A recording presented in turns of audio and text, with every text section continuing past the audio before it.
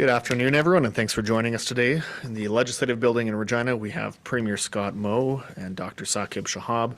Joining us over the line is Scott Livingstone, CEO of the Saskatchewan Health Authority, and Dr. Rashad Hansia, Director of Physician Executive Integrated Urban Health with the Saskatchewan Health Authority.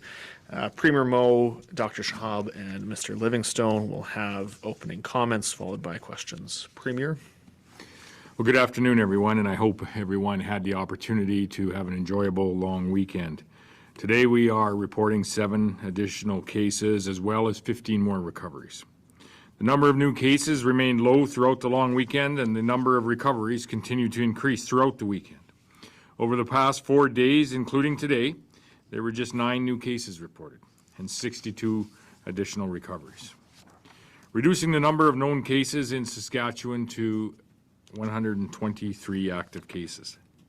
This is good news, as today we begin Phase 2 of the Reopen Saskatchewan plan. This is a much larger phase than Phase 1. A significant number of Saskatchewan businesses will reopen today, and a significant number of Saskatchewan people will have the opportunity to return to work. And I know many Saskatchewan people are looking forward to getting a haircut, and I count myself among one of them. Or maybe visiting their favorite clothing store to pick up a new shirt or a new cardigan, possibly. I expect that demand for cardigans has gone up substantially in this province over the course of the past few weeks, and for good reason.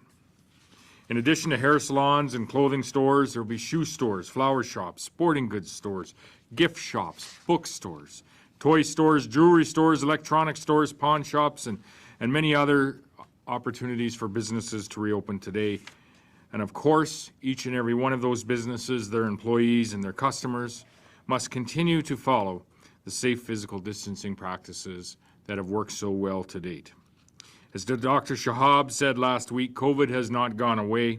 It may appear to hide for a short while, but the threat continues and it remains. So thanks to all of you. We have been successful to date in controlling the spread of COVID-19. But as we move into the next phase of reopening, we all have a responsibility to continue the good practices that have gotten us this far. And I'm confident that that will happen, and that we can continue to safely and successfully reopen our province of Saskatchewan, and given Saskatchewan people the opportunity to return to work. Also today, the Saskatchewan Health Authority will begin to resume some of the procedures and services that were paused to ensure that we had the capacity to deal with this pandemic. These include outpatient physiotherapist appointments, kidney health services, and some lab services, some home care services, as well as expanded immunizations. Like the rest of the reopening plan, the Saskatchewan Health Authority will continue to gradually expand other services in the days ahead, while continuing to carefully monitor the case numbers and our healthcare system capacity. And Scott Livingstone will have a bit more to say about that in just a few moments. Also, starting tomorrow, we are lifting the 1-month supply limit on prescription drugs. This temporary limit was put in place on March the 18th to prevent shortages and to ensure the continued supply of prescription medications during the pandemic. We are now confident that this limit can be lifted without jeopardizing the supply of prescription drugs. The situation in and around the community of La Loche continues to improve. There are still 107 active cases in the far north, and virtually all of those cases are in the northwestern portion of our province. So following consultation with a number of leaders in communities further to the east of that area, but also in Saskatchewan's north, the travel restrictions for the north central and the northeastern part of the province, including the communities of La Ronge, Air Ronge, Pelican Narrows, and Sandy Bay, are being lifted. And for now, the travel restrictions will remain in place for the northwest, including La Loche, Beauvel, Buffalo Narrows, Isla Crosse, and Pinehouse.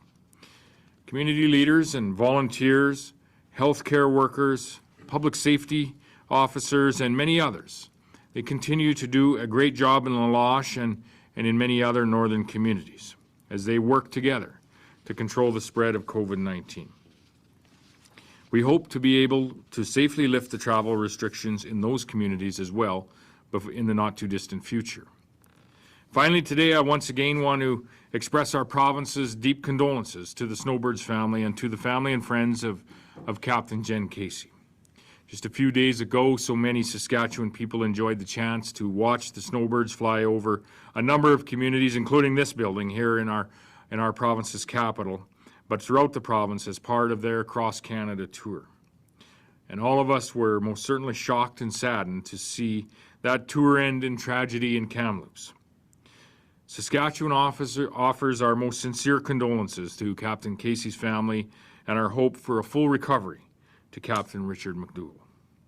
I would also take this opportunity to thank our volunteer and our local fire persons on the ground in north of Prince Albert in the Fort Alicorn area, where they are doing a large amount of work alongside our public safety agency, our provincial public safety agency, in battling a blaze in that particular area.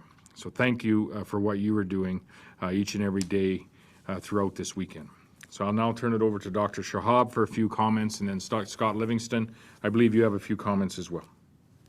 Thank you, Premier. So just want to re-emphasize that as we now cautiously start phase 2, it's really important just to keep some principles in mind.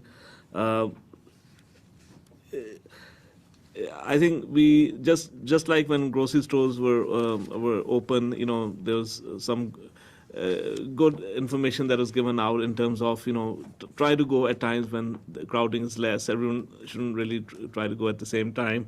And the same principle should apply with malls and grocery other businesses as they open.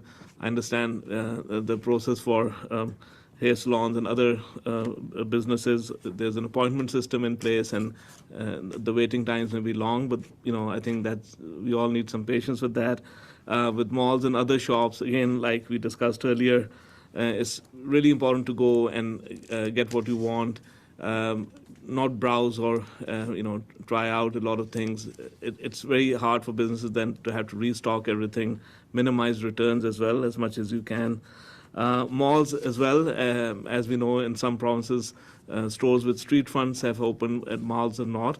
We've decided to go ahead with shopping malls at the same time as other retail businesses, but it still means that all the food courts are open, the seating areas are not, and so if you do get food from the food courts, you should really take that home, not sit at other areas or try to consume while there. And similarly, historically malls are a place to hang out, but this is really not the time to loiter or go as a group there to socialize. It's better to go out and walk while maintaining that physical distance, and go to the malls ready to shop for what you need and support businesses in that way. And obviously comply with whatever direction is given to minimize crowding in those settings as well. The northern travel order has been amended, as the Premier mentioned, and this again shows how things can change based on information around outbreaks, and in this case the order is now limited to the northwest only, and as time goes by, obviously we hope that will also be rescinded.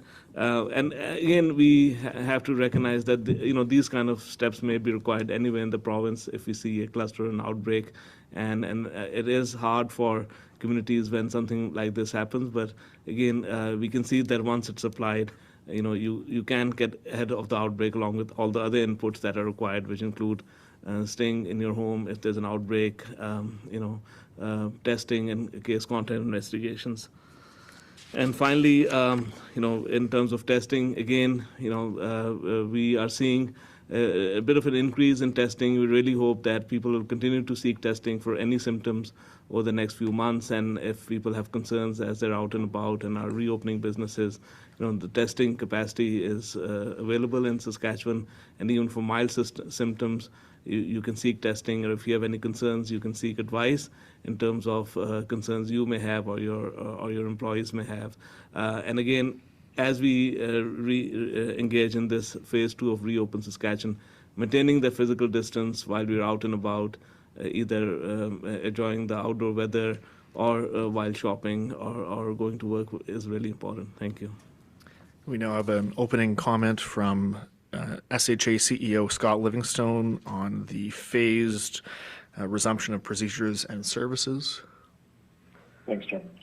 So I'm going to start by thanking healthcare workers across the province for the work they do each and every day, and in particular as we enter this reopened phase of our healthcare system and service resumption. I'm proud of the work they're doing each and every day to ensure that we're providing safe, high-quality care to the people of the province.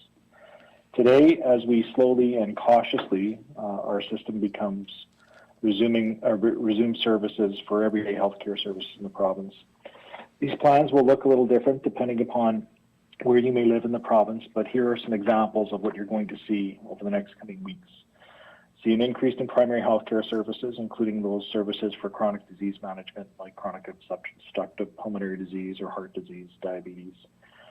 Increased home care supports, outpatient therapy appointments, and expanded immunizations. We will also see surgical services slowly increasing to accommodate more patients who have been on our waiting lists, as well as lab services and diagnostic imaging are also slowly expanding their volumes as well. You'll see an increase in mental health face-to-face services as well as kidney health services, and students that are pursuing healthcare careers will also see their placements rescheduled. While we know that some parts of the province are still experiencing COVID-19 outbreaks, we also know that there are several people across this province that are needing these services that have been on hold for a number of weeks. During the first phase of resumption, we plan on balancing both sides of the equation by being both flexible and adaptive, and we will not move further to expand services until we're confident that we can safely take care of patients at the same time of managing COVID response. I need to stress that just because some of the services are opening, we are in no way going back to normal, and we are a long way from our normal volumes in healthcare, and we will continue to monitor, expand as we can do that safely over the upcoming weeks. The public can expect that their healthcare experience is going to look different than it was prior to the pandemic because of the additional measures that we'll have to put in place to protect both patients and staff. In most locations, this will include adaptations of our waiting room practices to promote physical distancing, additional emphasis on virtual care whenever possible, as well as screening at all of our healthcare facilities. The SHA is asking for people's patience as these practices are necessary for safety reasons, but they may cause some delays and inconveniences for patients as we start getting into this new routine of normal monitoring for COVID as we expand services. I'd also like to remind the public that visiting restrictions are still in place at our facilities, which include long-term care homes. On behalf of our healthcare teams, I'd like to thank you for your patience and cooperation as we work through these changes together and make every effort to provide the very best healthcare we can for Saskatchewan residents. Thank you. Thank you. We now have time for questions. We'll take our first question from the room. Arthur?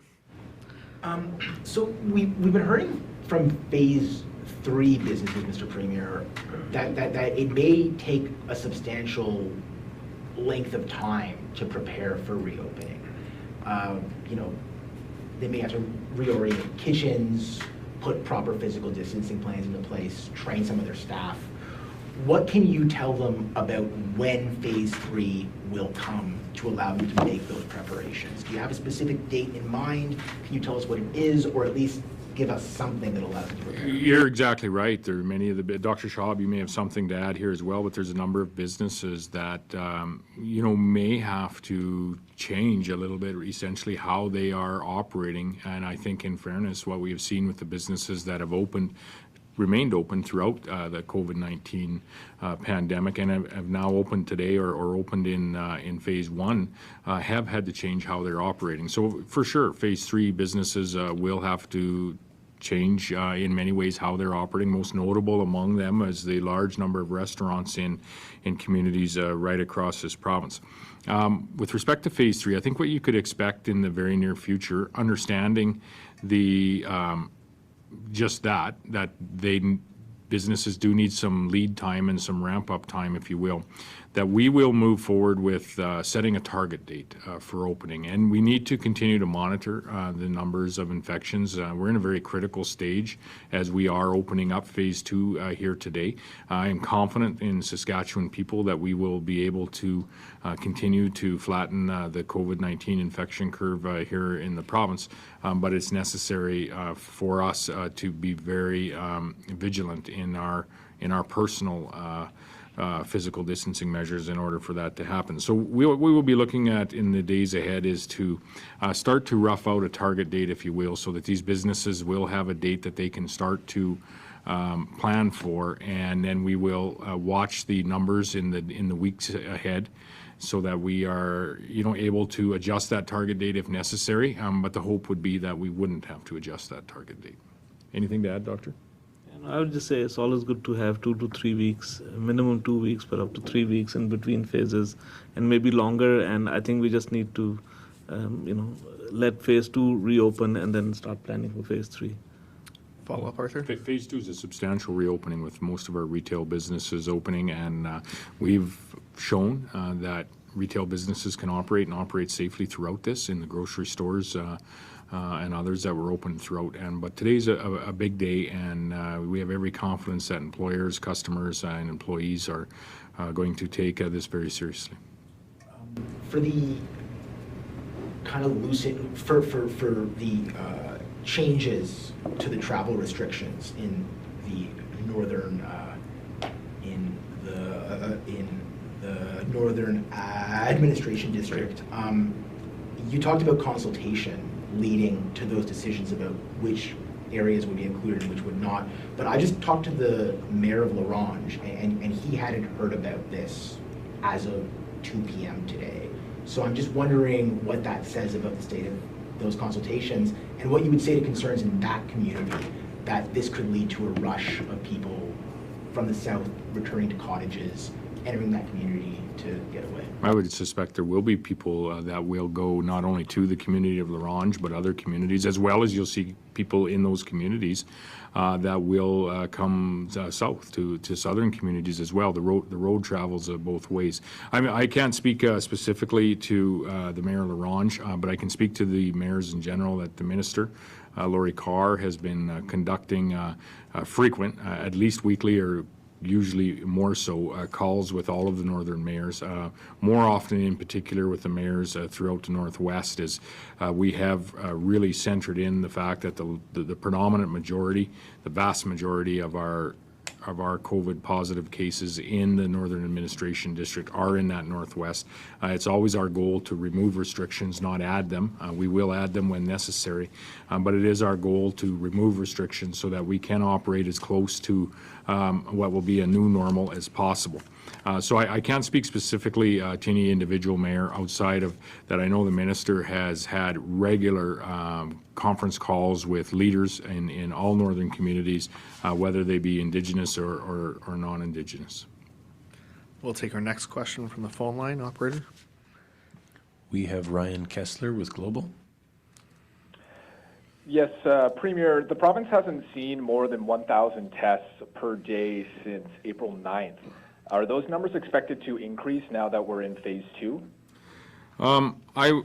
The testing capacity that we have, when we do have the capacity now, just not only through the Roy Romano lab, but also with our rapid access tests, our Gen Expert tests that we have to go beyond even 1,500 if necessary. The fact that we haven't had those high of numbers is, as I've said, is somewhat of a positive, is there just aren't people that are presenting with a symptom. That is why we have expanded some of our testing criteria. And Scott, you may, or Doctor, you may want to speak to that again. But as we move forward, I think it's fair to say that, this is a good time for us to just step back a couple of months as to what our original intent and what our goal was. It was to flatten the curve. It wasn't to eradicate COVID-19. It's to flatten the curve so that our healthcare system can manage any of the challenges that may come at it. As we have seen in other areas of North America and around the world, when this virus is allowed to spread and to spread without check, it can prove to be very serious. It can be proved to be very, very serious for those elderly individuals in our community, and in particular, quite often in long-term care homes. So the goal has never been to eradicate COVID-19. It has been to flatten the curve until such point that we'd have access to a vaccine. So in the days ahead, why I say that, in the days ahead, the numbers that we had this past weekend may not be what we will see in the days ahead. We may see some higher numbers as we reopen our economy and start to get out and about a little bit more than possibly we have over the course of the last month or 6 weeks. So, but that shouldn't frighten anyone. That is part of the new normal. That is part of now living until such time there is a vaccine that is available to us. That is part of living with COVID-19, is we are going to have its presence, and that is why we need to continue to be so very diligent. We have proven over the course of the last 2 months that we can stop the spread of this virus when, even with many businesses open, as we have had about 500,000 people in this province that have been working throughout this pandemic, but we have continued to flatten the curve and to really drive our infection rate down. We have done that through our very vigilant personal efforts around physical distancing and ensuring that we are adhering to the health orders and the health recommendations that have been put forward by Dr. Schwab. So we can do this in the months ahead, and I would say that we must do this in the months ahead, and I know that we will do this in the months ahead. Doctor, anything to add? Yeah, I just wanted to talk about the test positive rate, because that's an indicator that we track very closely. And so overall, our test positive rate has never gone up above 3%, and currently it's at 1.4%. So that's really a good sign that even though our testing numbers have come down, the proportion that tests positive is very low, is 1.4%, and in central parts of the province it's 0.4%. South Rural 0.4, Regina 0.8, Saskatoon 1.1. In Saskatoon and Regina, when, as we mentioned a few weeks ago, when they had more activity, the test positive rate did creep up to around 3-4%, but then has come down. It's 1.3 in the north, and that was because of the recent outbreak were coming down. In the far north, obviously, in the northwest, it's higher, around 8.5%, but hopefully that will settle down as well. So I think we look at the testing numbers, we look at the test positive rate. If the test positive rate is also low, that's reassuring that there's very little virus transmission happening. But we look at a number of factors in terms of who is being tested, what the testing rate is, what the test positive rate is. But over time, as the testing guidelines expand, we hope to maintain or increase our testing numbers that we have currently and continue to monitor closely. And we have to remember that we're looking at this for the medium to long term. And as the fall comes, obviously with coughs, colds going around, we fully expect the testing numbers to rise up again, which they should. And again, we'll be monitoring the test positive rate and other factors as well at that time. Follow up, Ryan? Yeah, just given the province's comfort level with the current testing rate, the fact that we're seeing some restrictions eased here, and the fact that we're seeing it in other provinces as well, what is the current recommendation around interprovincial travel? Has it changed at all? So, and people have asked us or have asked me about that, and through the COVID-19 email system, we've been given consistent advice. I think one thing we need to recognize is that as we reopen our economy and as we reopen our ability to enjoy the outdoors in various settings, the general principles still remain the same. If you can enjoy the outdoors closer to home, if you can, meet with 1 or 2 households or 1 or 2 friends under 10. Right now, the group size remains restricted to 10. Generally, all provinces, including Saskatchewan, we don't recommend unnecessary travel between provinces either. Obviously, for essential services, it is. Now, some of that may change as we go forward. So obviously, different provinces are at different stage of the pandemic, but as things stabilize across Canada, that advice may change as well. But generally, I think we do need to ease into some of these things, and at the moment, all the guidelines around physical distancing while you're out and about remain. Staying close to home while you're enjoying the outdoors remain.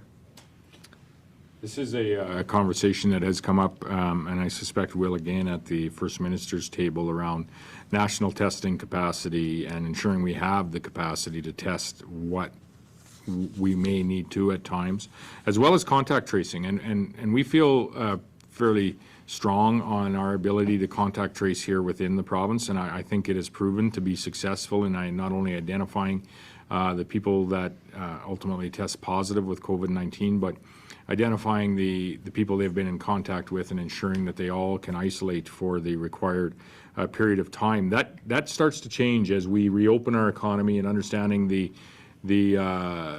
travel that will increase across not only provincial borders, but ultimately will begin to increase as well across international borders. And it is important for us to remember that throughout this pandemic, there has been essential travel across the international border as well. Even with that travel, bringing goods into Saskatchewan and some goods out, we have been able to flatten the curve and be very successful with our efforts here. But this is a conversation that we now need to work collaboratively on across the nation and ultimately as a nation, but across the nation on interprovincial travel, but as a nation, as we ultimately start to increase also in the months ahead, some essential international travel and ensuring that we are able to trace those individuals, should they be required, had they been in contact with someone, that we're able to trace those individuals not only within Saskatchewan's borders, but within Canada's borders and beyond. We'll take our next question from the room here. Steph? Yeah, Mr. Premier, you say that, this is a big day and this is the most substantial reopening we've seen thus far. How will you know when it is time to move to phase 3? I think what we will do, to the question earlier, is we will discuss in the next number of days setting a target date. Dr. Schwab had mentioned 2, 3, 4 weeks out, which would then allow us some time to review some of the results, some of the testing results that are occurring with this phase 2 opening, which is a substantial opening with the retail, many of the retail stores starting to open. So it'll allow us some time to, identify what is actually happening over the course of at least 2 weeks, but also give the businesses that would be part of a phase 3 the opportunity to start some tentative planning towards a target date of reopening their business, understanding they may have some changes to make within their business. Follow up, Steph? Yeah, I just want to be clear. So 3 to 4 weeks, you're looking at June for a potential target date? What's today? Today's 19th Today. May. Yes, that would be sometime in June.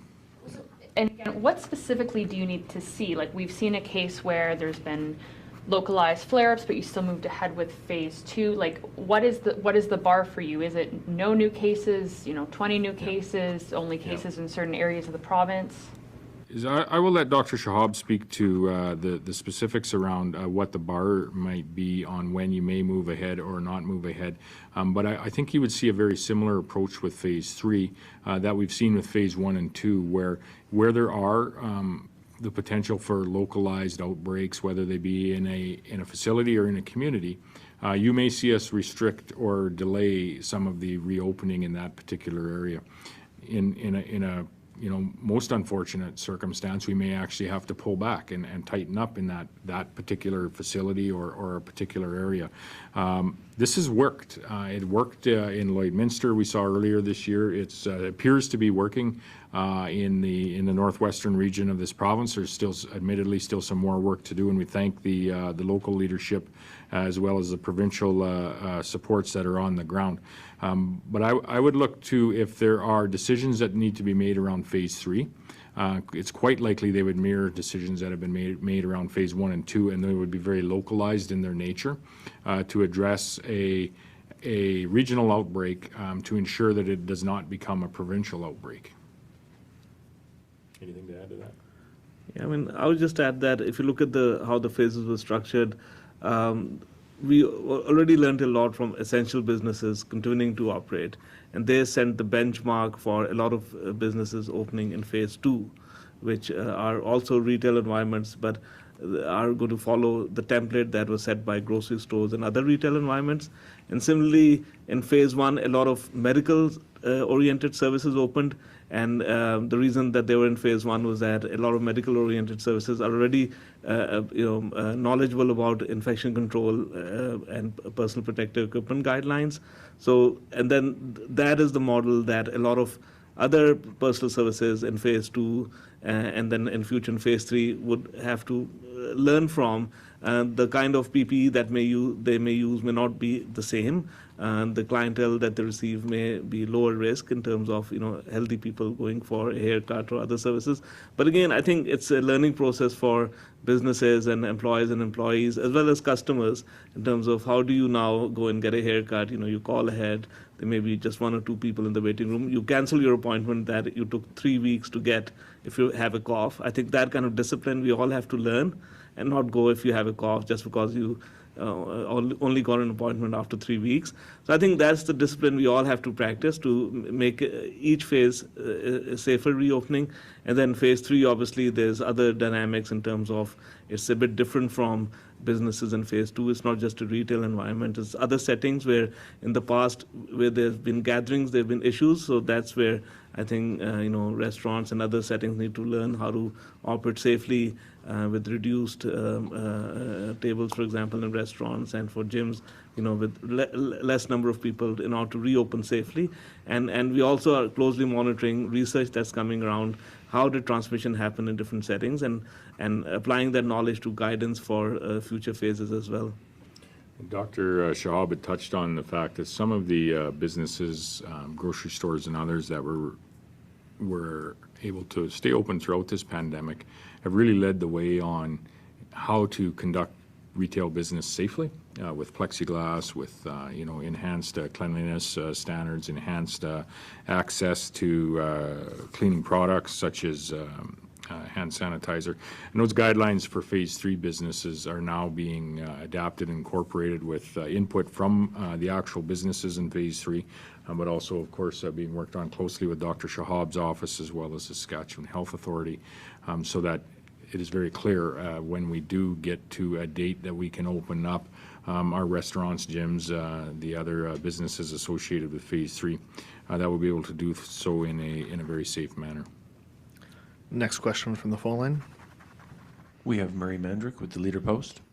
Good afternoon, Mr. Premier. As you know, on the weekend, we heard the story that the mayor's office received a bomb threat related to the picket line at the co-op refinery aimed at Unifor workers. We also know that this week Unifor is going to set up picket lines more in rural Saskatchewan as an informational basis, but that will add conflict between perhaps farmers and strikers, or sorry, my apologies, labor people that are on are locked out. What needs to be done in terms of public safety to ensure both the safety of farmers and certainly the people that might be out picketing the people with uniform who were subjected to this threat last February? Okay, so the threat, I learned of that when I read it in the newspaper this weekend as well. Since then, I've been informed just today that there was a copy that was circulated to the Attorney General's office, of which he immediately passed on to the RCMP. And that is very unfortunate and alarming that there is a threat such as that, but I will leave that in our law enforcement authorities' hands. With respect to picketing that may occur in various areas of the province, this is Unifor's right to have illegal picket lines. But I would caution them from crossing the line to what would be illegal picket lines, which we have seen over the course of the last number of months, most notably right here in Regina. So if the effort and the intent is to legally communicate their message to individuals across the province, I think that is that is legal and that is their right to do so. But I would most certainly caution members to not venture into what is deemed not legal or illegal, and I'm sure they will. I'm certain they will. These are, neighbors of many here in the community of Regina and the surrounding communities, and they want to go back to work. So that is, I'm certain they will do the right thing, communicate their message, but not cross that line. Follow-up, Murray? Do you not see the province having a role in public safety? Obviously, in the case of yourself, you had to increase your security detail this year for public safety issues. There are similarities.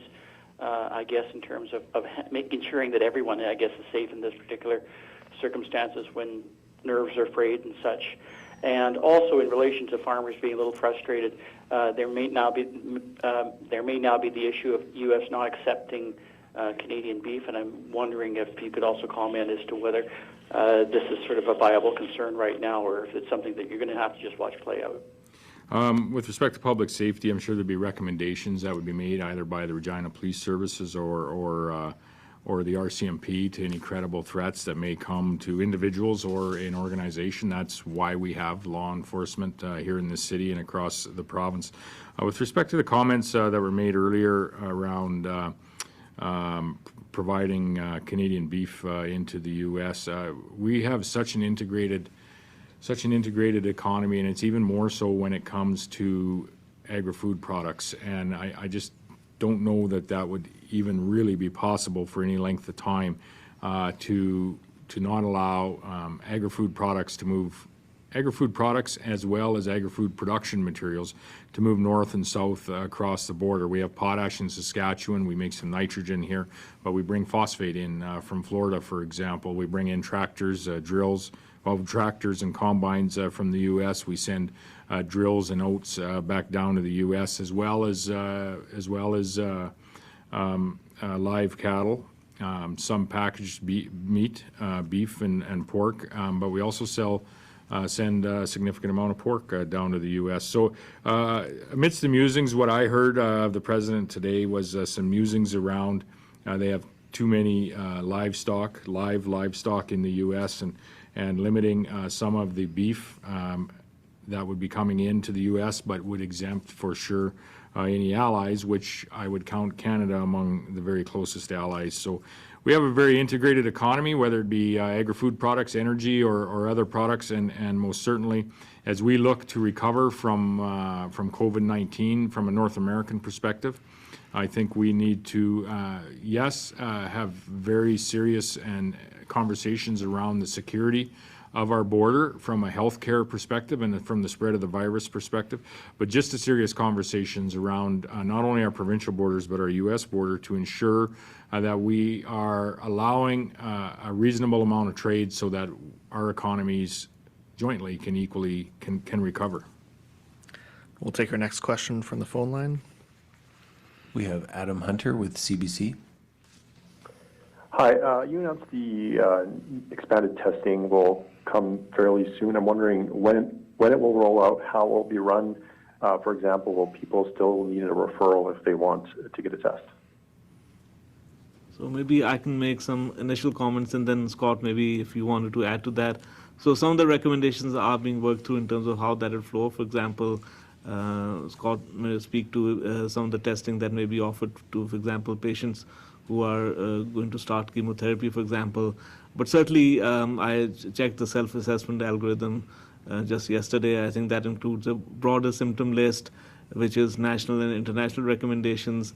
And but I think really the onus is on people themselves to come forward, knowing that coughs and colds are few and far between in the spring and summer months. But even if you have that scratch or a cough, and you may be fine or after a few days, but testing informs you in terms of do you need to just stay home a bit longer to make sure that you don't infect others as you go about. In our Reopen Saskatchewan plan, it also informs your close contacts to just stay home for a bit.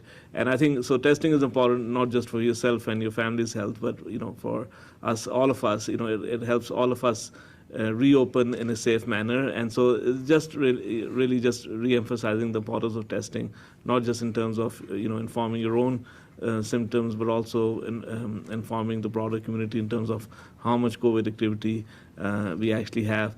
Having said that, the fact that we have very low number of hospitalizations as well, which has a 3 to 4 week lag from case numbers, is also reinforces the fact that we have fairly low COVID activity, and that's where we want to keep it. But maintaining testing at a reasonable level, which at the moment it's appropriate. But again, certainly if there's opportunities to increase that a bit, especially where people have symptoms and are just thinking of should they go for testing or not, just making it easier for people to go for testing, I think, is important just to maintain that testing level and that kind of reassurance that we are maintaining COVID-19 circulation in the community at a very low level. Scott, would you have anything to add further on the testing policy as it's going to unfold? Just to add to what you've already said is that the group is working through that expanded capacity this week, and what's relevant this week as well as the reopening of the healthcare system. And to Dr. Schwab's point, one of the targeted areas that we're looking at is immunocompromised folks, those folks that don't have immune systems that would fight viruses or bacteria or anything else, as well as others, including cancer patients and other folks. The other thing to your question is how will folks access it? It's another thing we're looking at is how do you expand that accessibility, and how some of our physicians have asked us the same questions, is how will we move forward in ordering tests, because those tests are now done under the order of a single physician and reported out through medical health officers. But if we're going to open it up, we also need to make sure that those folks ordering tests know exactly where and how to get access for their patients to get swabs and order those tests for them. But it'll evolve over this week and will be starting to be implemented this week. Have opened up the healthcare system this week. Follow up, Adam? Yeah, I'm wondering on the business reopening, is there any consequence for businesses that don't follow public health recommendations? Can they be fined? Is it going to be based on people complaining from the public, or is the government going to be monitoring, making checks or following up on things? How's that going to work? I'll maybe begin to answer that. If anyone else wants to step in, either Dr. Shahab or Scott, feel free. But I would say first and foremost, no one is out looking to fine people for not adhering to the public health recommendations, for sure the recommendations or the orders that are in place. Any visits that would come would in many cases be complaint driven. And would be to communicate the fact that there is a public health order in place, and to communicate to the individuals involved that they're very clearly in violation if they are, and that they should change whatever they're doing. If they refuse to change and over a period of time, then there is the opportunity to administer fines to those individuals that may choose not to. This has not been our experience in the province over the course of the last 2 months. Our experience, I think, has been quite different, where there has been some violations, if you will, of the public health order, that A, the individuals were aware that they were actually in violation of a public health order, or B, we've been able to work with the individuals or the broader group to come up with some standards that would allow the event, whatever is happening to occur, but to occur in a safe manner with appropriate physical distancing recommendations and parameters around it. So the intent is always to work with the individuals or the group of individuals on ensuring they are aware of what the public health orders are, and then second, if it is something that does wish to continue, that we work together to find a way for it to occur safely, and if we're not able to do that, the fines or charging is the absolute last resort. We'll take our next question from the phone line. We have Dan Jones with NBC. Yeah, good afternoon, Dr. Shahab. In terms of lifting the travel restrictions in the northwest part of the province, what would you have to see in order to make that happen? So generally for outbreaks, we do like to see case numbers extremely low. They may not be zero, but extremely low for at least 2 weeks. And secondly, even if when the case numbers are low, if most of them are linked to a known case, then those two factors demonstrate that there's no ongoing widespread community transmission.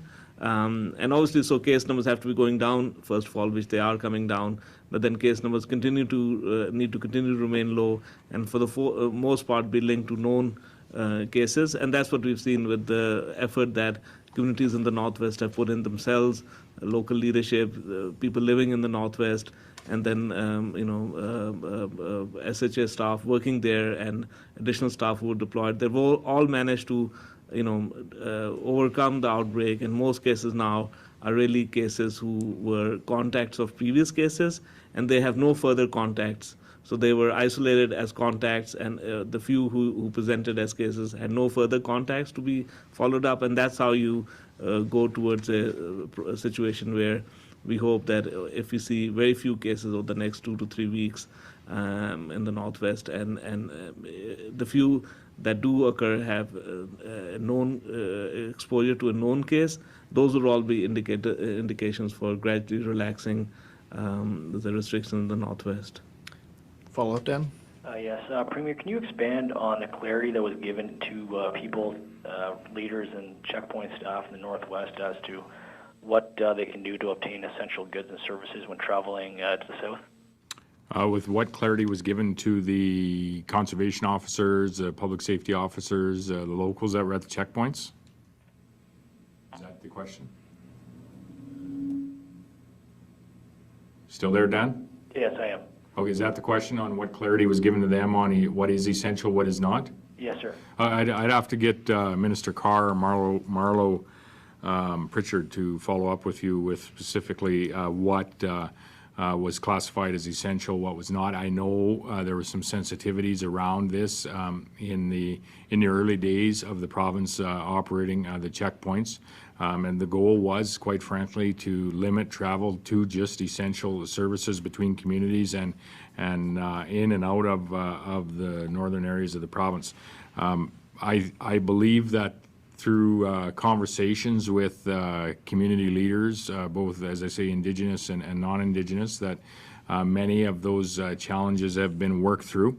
It's not to say that there still isn't going to be some, but I'm not aware of them at this point in time. And with respect to what exact clarification or direction was given, that would be a question best for Marlo Reynolds. I can have him follow, or Marlo Pritchard, pardon me. He can follow up with you on that specific question as to where they began and where they evolved to today. We'll take our next question from the phone line. We have Adriana Christensen with CJME. Yes, this question is for Scott Livingstone.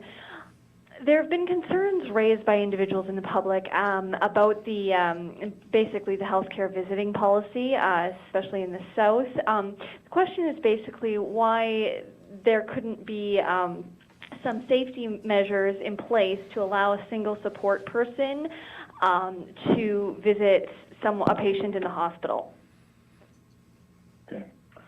So thank you for that question. And as you know, through public health order, there was a restriction on visiting to all healthcare facilities, not just hospitals, but also long-term care, and in particular for long-term care and hospitalized patients. That was done to protect those patients.